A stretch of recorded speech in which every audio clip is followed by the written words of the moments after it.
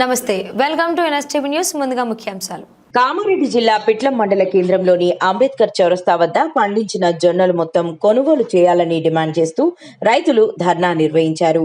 ఈ కార్యక్రమంలో మాజీ ఎమ్మెల్యే అరుణతార, ఏండాల లక్ష్మీనారాయణ మాట్లాడుతూ ప్రభుత్వం తక్షణమే స్పందించి ఎకరాకు 28 క్వింటాళ్లు చొప్పున జొన్నలు కొనుగోలు చేసి రైతులను ఆదుకోవాలని డిమాండ్ చేశారు.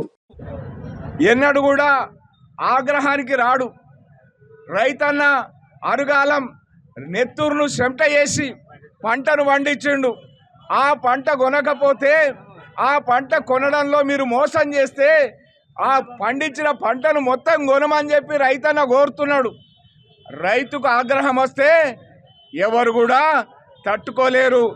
మరి ప్రభుత్వం దిగి రావాల్సినటువంటి అవసరం ఉన్నది. మరి వాళ్ళ రోహిణి కార్తె దాటింది, మరి మిరుగు రాబోతున్నది, వానలు వస్తాయి. పండించిన పంట ఏడబెట్టుకోవాలా, మీరు వేగం చేయాలా, వెంటనే వేగంగా కదలాలా.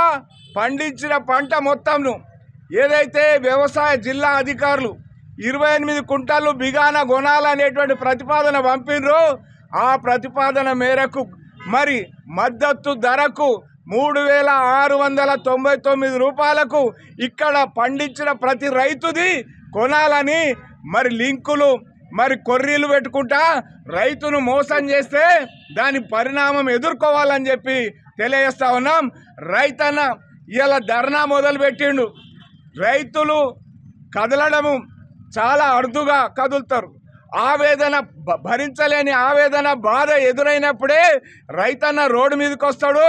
ఈ రోడ్డు మీదకి వచ్చిన రైతన్న మీ కార్యాలయాల ముట్టడి కోసం కదిలిండు అనుకోండి, మీ గద్దెలు కదులుతాయి, మీ పీఠాలు కదులుతాయని చెప్పి హెచ్చరిస్తా ఉన్నాం.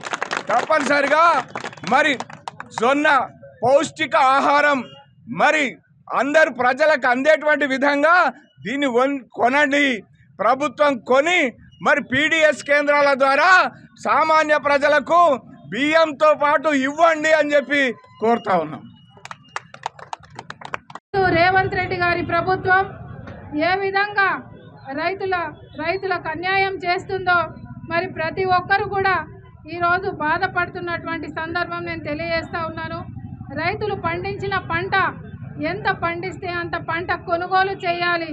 పేద రైతులు వారు పండించినటువంటి పంటను ఎక్కడికి తీసుకెళ్ళాలి, ఏం చేయాలి, వాళ్ళకు దిక్కుతోచినటువంటి పరిస్థితులలో ఈరోజు కళ్ళాల దగ్గర ఏడ్చుకుంటూ కూర్చోవడం నిజంగా బాధాకరం.